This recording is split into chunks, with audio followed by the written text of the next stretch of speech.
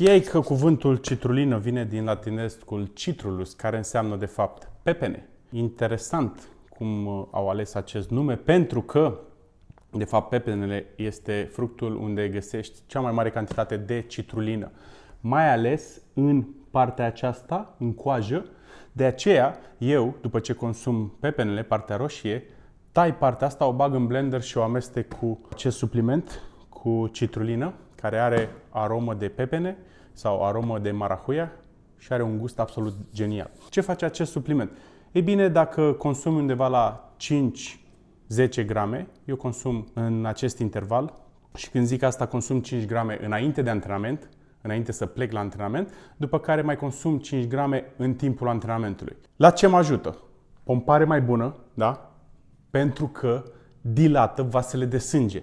Ajută la producția de oxid nitric, care dilată vasele de sânge.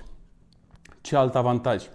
Te refaci mai repede, scapi mai repede febra musculară după antrenament. Performanță crescută în antrenamentele de HIIT, greutăți sau sprinturi și, bineînțeles, poate să sprijine și în sănătatea cardiovasculară pentru că vasele tale de sânge sunt mai flexibile. Deci poate preveni infarctul dacă vreți să mergem atât de departe. Formele de administrare ale acestei citruline sau acestui supliment sunt citrulină simplă, care se absorbe repede, și citrulină malat, care are un efect energetic. Practic, simți energie aproape, eu simt în 5 minute după ce am luat-o. Ei bine, la coaja asta mă refer. Da?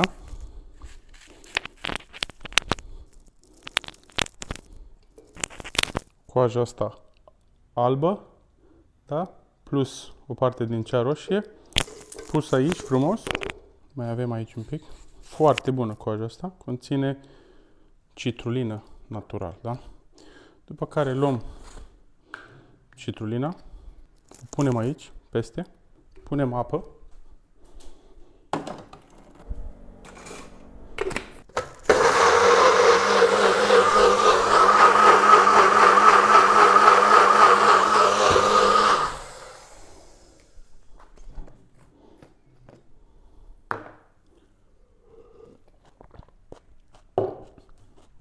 partea bună e că are și un gust super bun și fresh de vară. E absolut genial. Oh my god, am început să o simt deja. Vă mulțumesc, lăsați-mi un comentariu ce alt supliment ați vrea să dezbatem. Vă pup, o zi minunată. Power!